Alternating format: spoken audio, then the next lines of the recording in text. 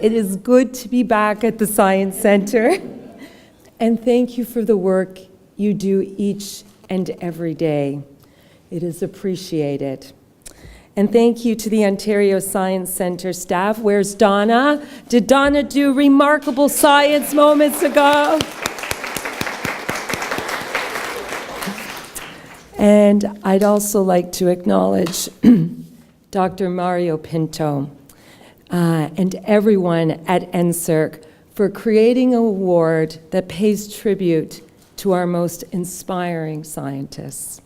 One of the best things about my job is I get to celebrate those who work hard to promote science in Canada. And that's why we're all here today, to give an award to someone who has done an incredible job of showing us just how amazing science can be.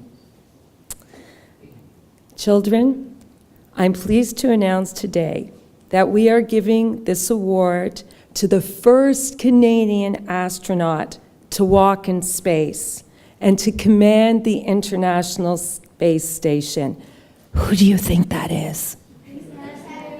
Should we all give Chris Hadfield a big round of applause?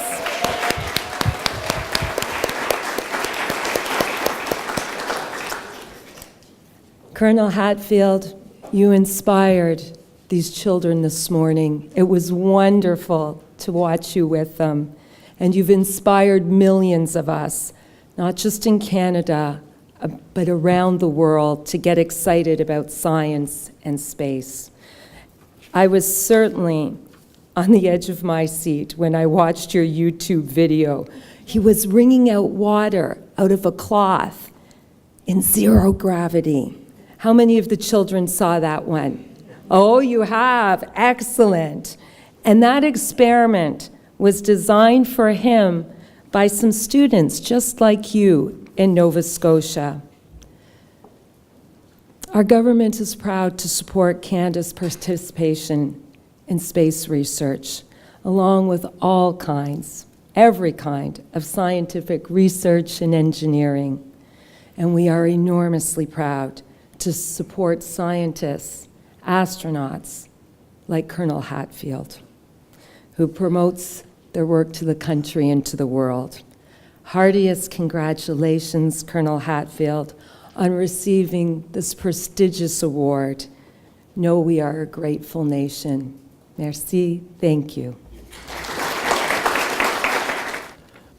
Your impact, Commander Hadfield, was not just felt while you were on the International Space Station, and that is the reason for this award. You have continued your work back here on Earth with Earthlings, and with your outreach to many Canadians, many young Canadians, and many citizens of the world, not just Canadians.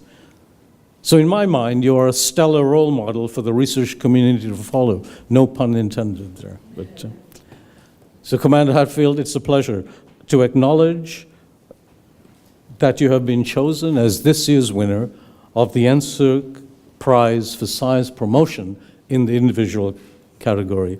I ask you to come up and to receive your certificate. Félicitations, c'est bien mérité. Thank you very much, but mostly just for the opportunity to come and chat with folks today. There's a really cool thing happening today, actually, in a place called Baikonur, sort of like that piece of metal that's sitting there with the frost on it. In a place called Baikonur, there's a rocket with its nose pointed at the sky this morning. And later today, in fact, right now, people are getting dressed. There are 3 human beings. One's named Alexei, one's named Jeff, and one's named Oleg. And Alexei, Jeff, and Oleg are getting dressed right now to leave Earth. They're putting on the right clothing, sort of like we put on those gloves, to protect their bodies so that they can climb into that rocket ship and have an incredible scientific engineering process go on behind them to push them up away from the planet and go up and dock with the International Space Station. That's happening right now. And it is right on the edge of what we can do to safely leave Earth and live on board a space station.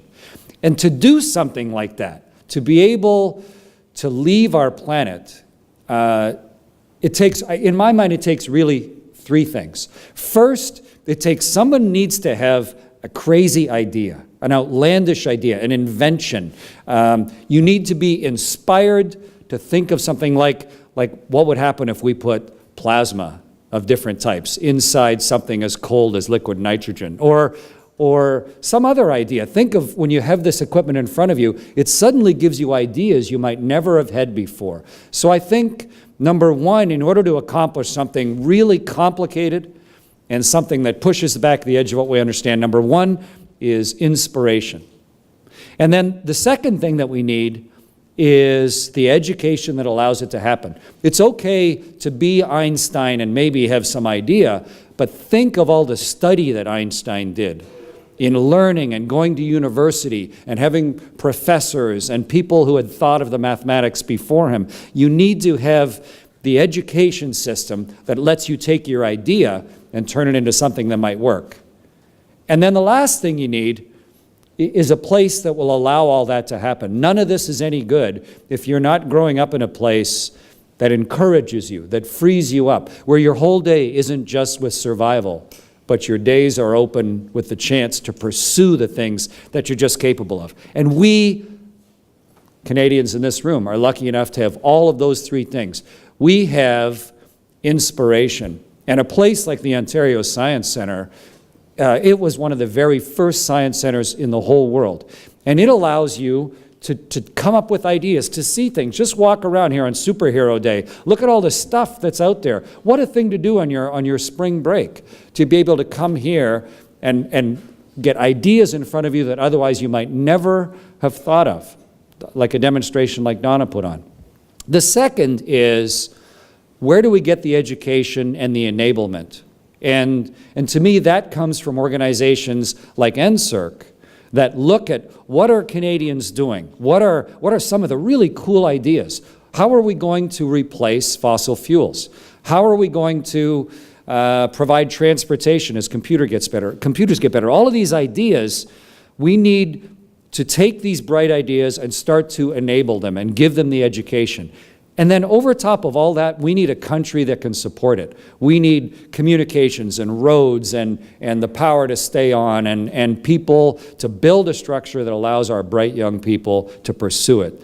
And between the Ontario Science Centre, which just provides that spark, and NSERC, which enables so many Canadians to pursue things in their education, and then we need both the provincial, the City of Toronto, and the provincial and the federal government to continue to oversee and apportion the money to allow that type of thing to happen. And to have all those representatives here today is wonderful. And it's the science and the engineering and the research. That's the whole name of NSERC.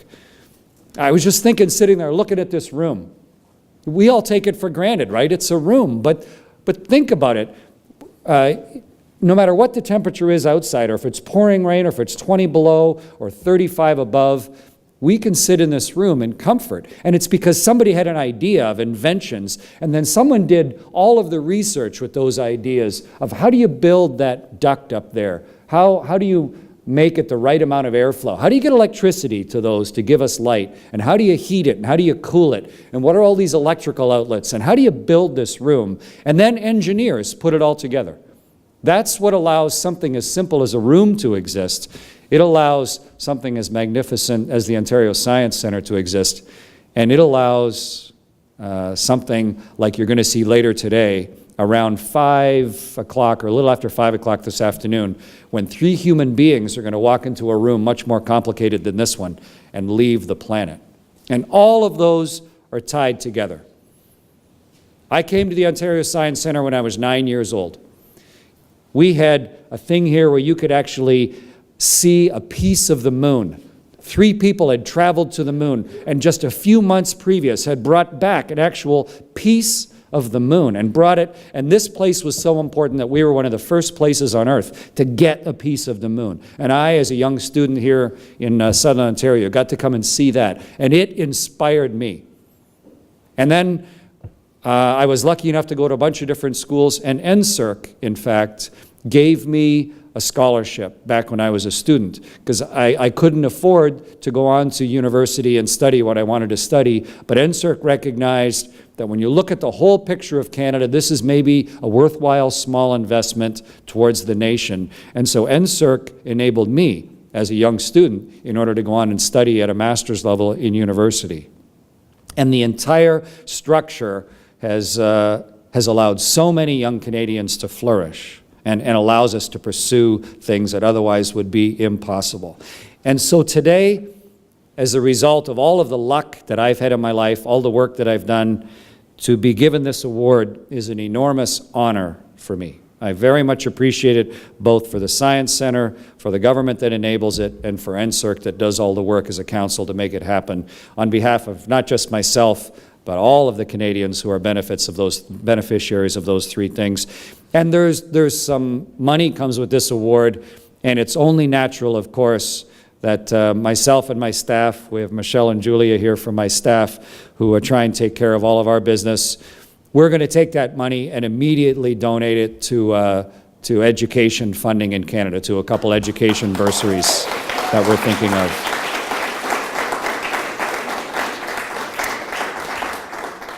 So like the minister said, and like everyone has said up here before me, think about the world around you. Think about what inspires you or new ideas. Don't take for granted the things that scientists and engineers and researchers have built. Look at the complexity of this structure that allows you to pursue the things that otherwise would be impossible. And imagine and accept the wonder of the things that you can barely understand. And later this afternoon, when you watch a rocket ship leave the Earth with 3 people inside, just think about the possibilities that exist for the future. Thank you very much. Congratulations, Commander Hadfield. I cannot think of anybody more deserving of this award. That's fantastic. You're a real-life superhero. You come to the Science Center Superhero Day. How can it be better than that? And thanks very much. And kids, thank you for coming today to the Science Center. Have a great day.